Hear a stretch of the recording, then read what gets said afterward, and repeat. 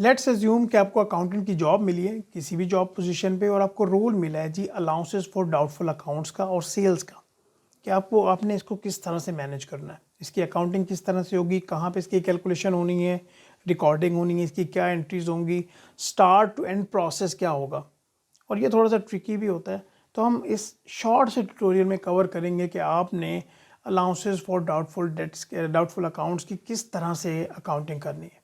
Right, तो start करते हैं। चलें तो इस ट्यूटोरियल का स्टार्ट करते हैं। सबसे पहले 3 क्वेश्चंस का आंसर करना पड़ेगा और आप सबको भी ये बताना बहुत ज़रूरी है। नंबर 1, जब हम अलाउंसेस फॉर डाउटफुल अकाउंट्स की बात करते हैं तो कहाँ पे इसकी कैलकुलेशन करना है और रिकॉर्डिंग करना है, ये हमें पता होना चाहिए। दूसरी कि क्यों इसकी कैलकुलेशन रिकॉर्डिंग करना है। तीसरे नंबर पे इसके क्या मेथड्स हो सकते हैं, बेस्ट मेथड कौन सा है और कंप्लीट साइकिल क्या होगा स्टार्ट टू एंड। ठीक है, ये हम डिस्कस करेंगे। देखिए सबसे पहला जो क्वेश्चन है वो मैं आपको आंसर करने वाला हूँ कि कहाँ पे इसकी कैलकुलेशन रिकॉर्डिंग करेंगे। राइट, ये समझिए कि एक कंपनी का हाइपोथेटिकल डेटा है जहाँ पे हमारे पास टोटल रेवेन्यू आ रहा है 25,90,000। अभी ये सारी जो सेल्स हैं कंपनी ने क्रेडिट पे की हैं, उधार पे की हैं, बाद में पैसे मिलने हैं। बट कंपनी की मैनेजमेंट को क्या ये श्योरिटी होगी? आप ज़रा यहाँ पे एज अ मैनेजर या आप रोल इसको समझें कि आपको ये श्योरिटी होगी कि 25,90,000 रिकवर हो जाना है? बिल्कुल नहीं। तो यहाँ पे हमें एक एस्टिमेट क्रिएट करना पड़ेगा अलाउंस फॉर डाउटफुल अकाउंट के हिसाब से कि कितने परसेंट हम रिकवर कर सकते हैं, कितने परसेंट रिकवरी नहीं हो सकती। क्लियर हो गया? तो जहाँ भी क्रेडिट सेल्स होंगी वहाँ पे अलाउंस फॉर डाउटफुल अकाउंट्स की कैलकुलेशन रिकॉर्डिंग होगी। जहाँ पे कैश बेसिस है, सारा काम कैश पे हो रहा है, वहाँ पे तो इसकी कोई ज़रूरत ही कोई नहीं है। क्लियर हो गया जी पॉइंट। दूसरा, क्यों इसकी कैलकुलेशन और रिकॉर्डिंग करेंगे? IFRS की रिक्वायरमेंट है, गैप की रिक्वायरमेंट है कि आप अलाउंसेस फॉर डाउटफुल अकाउंट्स की कैलकुलेशन रिकॉर्डिंग करेंगे। और ये तो पहला पॉइंट हो गया। दूसरा पॉइंट क्या है, कंपनी के हिसाब से भी कि कंपनी की मैनेजमेंट जो है उसको आइडिया हो रहा होता है कि हमें कितनी रिकवरी होगी, कितनी हमारी कैश बेसिस स्ट्रॉन्ग होंगी। क्लियर हो गया। यहाँ पे अकाउंट रिसीवेबल की बात हो रही है। और तीसरा, क्या कंप्लीट साइकिल होगा, मेथड्स होगा, इसको हम आगे डिस्कस कर लेते हैं, नो प्रॉब्लम एट ऑल। अच्छा, ये जो 3 मैंने आपको आंसर्स किए हैं, यहाँ पे अगर हम पहले 2 या तीनों की बात कर लें तो ये बहुत इंपॉर्टेंट है आपके लिए इनको समझना। अगर आपको ये क्लियर हो गया तो ठीक है, अदरवाइज़ रिवाइज़ कर लें, क्योंकि ये इंटरव्यूज़ में ये बहुत क्वेश्चंस पूछे जाते हैं और वहाँ पे फिर आपको प्रॉपर आंसर नहीं आ रहा होता, तो आपको यहाँ पे कॉन्सेप्ट क्लियर करने की ज़रूरत है। राइट, अच्छा, यहाँ पे हमारे पास टोटल रेवेन्यू आ रहा है जी 25,90,000 का।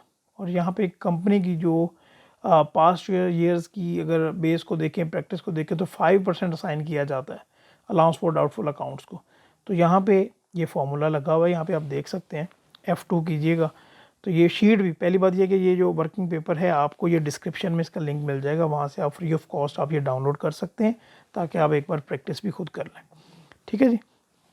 तो यहाँ पे अगर हम टोटल रेवेन्यू का 5% लें तो 129,500 बनता है।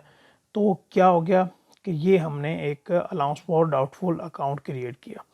इसकी क्या जनरल एंट्री होगी रिकॉर्डिंग की, ये आप सबको भी पता है कि इसमें बैड डेट एक्सपेंस और हिट करेगा डेबिट और क्रेडिट होगा अलाउंस फॉर डाउटफुल अकाउंट्स। अभी बैड डेट एक्सपेंस कहाँ पे जाता है? प्रॉफिट एंड लॉस में। ठीक है, और अलाउंस फॉर डाउटफुल अकाउंट क्या जाता है कि एक्चुअली ये कॉन्ट्रा अकाउंट होता है करंट एसेट्स के हिसाब से, जहाँ पे जो हमारे रिसीवेबल्स हैं उनको ये कम करता है। अंडरस्टैंडिंग है ना इस बात की? ठीक है, अदरवाइज़ आप कमेंट्स में पूछ लीजिएगा, मैं वहाँ पे अभी एक्सप्लेन कर दूंगा अगर आपको ये क्लियर नहीं होगा तो। वैसे ही आपको सबको पता होगा। ये है मेथड 1। अच्छा, मेथड 1 ये जो मैंने आपके साथ डिस्कस किया है इसको क्या कहते हैं कि यहाँ पे रेवेन्यू की परसेंटेज ले ली जाती है। ये मेथड 1 है, परसेंटेज ऑफ रेवेन्यू। ठीक है, यहाँ पे जो है ना परसेंटेज लेके तो एक एस्टिमेट क्रिएट कर दिया जाता है। मेथड 2 की बात करते हैं। अच्छा, यहाँ पे आप जिस कंपनी में भी काम कर रहे हैं वहाँ पे कोई भी सॉफ्टवेयर है, क्विक बुक्स है, ज़ीरो एसेज है, ERP कुछ भी है, वहाँ पे आपने क्या करना है, अपने जो क्लाइंट्स हैं, कस्टमर्स हैं, आपने उनकी एजिंग रिपोर्ट निकालनी है। यहाँ पे तो एक सिंपल सी निकाली है, 30 डेज़, 60 डेज़, 90 डेज़, 120, वहाँ पे ज़्यादा भी होती है। ठीक है, तो यहाँ पे आप क्या करते हैं, ये तरीका ये होता है कि यहाँ पे नंबर ऑफ़ डेज़ के हिसाब से, एजिंग रिपोर्ट के हिसाब से एक एस्टिमेट क्रिएट करते हैं कि यहाँ पे कितना हम एस्टिमेट लगा रहे हैं कि हमें ये रिकवरी नहीं होगी। तो अगर 1 महीना क्लाइंट को हो जाए वो पैसे ना दे तो कितनी रिकवरी नहीं होगी, 2 महीने हो जाए तो कितनी रिकवरी नहीं होगी। इस तरह से हम एक एस्टिमेट लगाते हैं यहाँ पे। तो मैनेजमेंट का ये है, हिस्टोरिकल बेसिस ये है कि आप यहाँ पे ये देखें, आपकी ये क्लाइंट्स के कस्टमर की लिस्ट आ रही है, पहले समझें, ये उनका करंट बैलेंस आ रहा है और यहाँ पे ये एजिंग रिपोर्ट के हिसाब से ये सारा डेटा आ रहा है।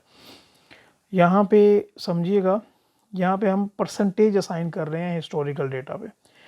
आज की डेट में जो आउटस्टैंडिंग है, जो कि हमने रिसीव करना है अपने कस्टमर से, ये 6,12,000 की जो अमाउंट बनती है, ये देखें ये सारे इनको ऐड किया हुआ है। तो यहाँ पे हमें हमारे मुताबिक 1% चांस है कि रिकवरी हम ना कर पाएँ। अगर क्लाइंट्स को 1 महीना हो गया, ये 1 से लेके 30 डेज़ के ड्यूरेशन है, तो फिर 5% चांसेस हैं। देन अगर हम 31 टू 60 डेज़ की बात करें, वहाँ पे 7% है, 9%, इसी तरह आगे सो ऑन सो फोर्थ चलता जाएगा, डिपेंडिंग अपॉन कि कंपनी किस तरह से परसेंटेजेस लगा रही हैं। और यहाँ पे आपको ये भी देखना है ऑडिट के पर्सपेक्टिव से कि जो ये परसेंटेजेस हैं वो आपके हिस्टोरिकल जो परसेंटेजेस हैं उनसे ज़्यादा मैच कर रही हों। ठीक है, ओके। यहाँ पे अब क्या करेंगे, सिंपल आपने परसेंटेज लगानी है, ये टोटल हमारे पास आ रहा है सभी क्लाइंट्स का। ये F2 कीजिएगा तो ये देख लें 1% के साथ लिंक लगा हुआ है। ये टोटल हमारे पास जो एस्टीमेट आ रहा है वो आ रहा है 8438 का। क्लियर है जी। चलें अभी हम यहाँ पे देखें तो इसका एंट्री भी वैसे ही होगी। हम इजीली यहाँ पे bad debt expense debit and credit allowance for doubtful accounts कर देंगे सेम एंट्री से। अभी साइकिल पूरा नहीं हुआ, वो मैंने आपको समझाना है अभी कि आगे हमें कंफर्म होगा कि रिकवरी हुई नहीं हुई, सर्कमस्टांसेस चेंज हुए, वो मैं भी आपको अगले स्टेप में बताऊंगा। अभी हम मेथड 3 की बात करते हैं। अभी तक हमने 2 मेथड कवर किए हैं। मेथड 1 में हमने परसेंटेज ऑफ रेवेन्यू ले ली। मेथड 2 में हमने एजिंग रिपोर्ट के हिसाब से एक ट्रेंड बनाया। ट्रेंड जो कंपनी ने हिस्टोरिकल डेटा पे ऑलरेडी उनकी एक पॉलिसी होती है, उसके अकॉर्डिंगली हमने एक कैलकुलेशन कर ली। ठीक है, और मेथड 3 हमारा क्या है, ये होता है रिस्क प्रोबेबिलिटी का। ठीक है, इसमें रिस्क क्लासिफिकेशन होती है, वो मैं आपको समझाता हूँ। उसी तरह वही हमारे पास क्लाइंट्स हैं, इसमें भी हम क्या करेंगे कि एजिंग रिपोर्ट अपने जो सॉफ्टवेयर है वहाँ से हम निकाल लेंगे। ये करंट हमारे रिसीवेबल हैं, इसके बाद 1 to 30 डेज़ का ये बनता है और 31 to 60 डेज़ का ये है। ये हमारे पास टोटल आ रहा है। आगे हमने क्लाइंट टू क्लाइंट, बहुत इंपॉर्टेंट पॉइंट, हमें कस्टमर टू कस्टमर यहाँ पे देखना पड़ेगा, रिस्क डिफाइन करना पड़ेगा कौन से कस्टमर्स का ये यहाँ पे रिस्क लो है।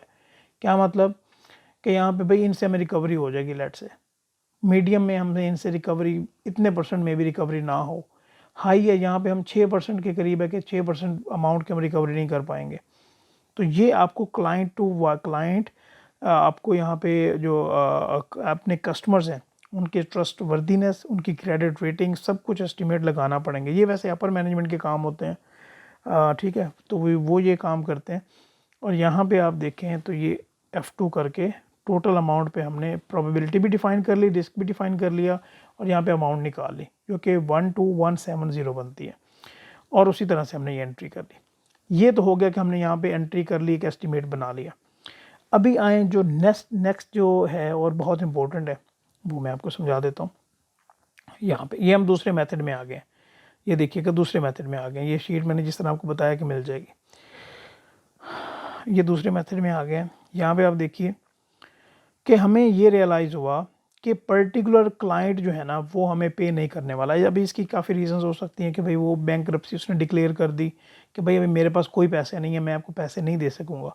सबसे पहले तो हम ये देखते हैं कि किस क्लाइंट की बात हो रही है। यहाँ पे ये क्लाइंट की बात हो रही है जी, कैलेस्टियल सॉल्यूशंस प्राइवेट लिमिटेड, और यहाँ पे लेना हमने इससे कितना है जी 48049, और यहाँ पे ये जो है ना 3500 की जो है ना यहाँ पे बात हो रही है, जो कि 1 to 30 डेज़ में फॉल कर रहा है कि ये अमाउंट जो है ना हम आपको नहीं दे सकते। क्लाइंट हमें कह रहा है, उसने लेटर दे दिया।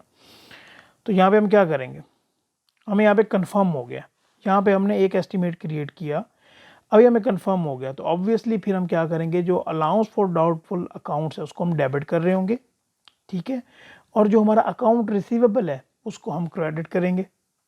क्लियर हो गया ना कि हमें भाई ये रिसीव नहीं होने, क्लियर सी बात हो गई। यहाँ तक पॉइंट क्लियर हुए। अभी नेक्स्ट पॉइंट पे मैं चलता हूँ। बाद में आपको यही क्लाइंट 1 महीने बाद या कुछ डेज़ बाद आपको फिर ये बताता है कि भाई हाँ भाई मेरी सिचुएशन अब ठीक हो गई है, तो मैं आपको भी पे करने के काबिल हूँ और ये मैं आपको पे कर दूँगा, कि बल्कि मैं पे करना चाहता हूँ। ठीक है, फिर क्या एंट्री होगी, सेम अमाउंट की यहाँ पे बात हो रही है 3500 की। तो यहाँ पे आप क्या कर रहे होंगे, ये देखें अभी रिसीवेबल्स को आपने क्या किया था, क्रेडिट किया था, अभी रिसीवेबल को डेबिट करेंगे एंड देन जो अलाउंसेस फॉर डाउटफुल अकाउंट्स है आप उनको क्रेडिट कर देंगे। ठीक है, बैड डेट एक्सपेंस तो यहीं पे जो है ना वो हमने उसका एक्सपेंस बनाया था ऑलरेडी। क्लियर हो गया, ये इसका कंप्लीट साइकिल है। अभी जो मैं आपको ये भी क्लियर करता जाऊँ कि हमारे ऑडिट पे, फाइनेंशियल स्टेटमेंट्स पे, एक्सेल पे प्रैक्टिकल जो काम होता है इंडस्ट्रीज़ में, ऑडिट फर्म्स में, उनके ऊपर हमारे complete comprehensive trainings program available है। ठीक है, तो आप हमारे बाकी ट्यूटोरियल्स भी देखिएगा और अगर उनका पार्ट बनना चाहते हैं तो आपको डिटेल्स डिस्क्रिप्शन में मिल जाएंगी, तो वहाँ से आप ज्वाइन करना चाहें तो इंडस्ट्री स्टैंडर्ड के मुताबिक अगर आप अपने आप को कंपेरेटिव बनाना चाहते हैं तो आप हमें ज़रूर ज्वाइन कर सकते हैं। Thank you so much, see you in the next tutorials.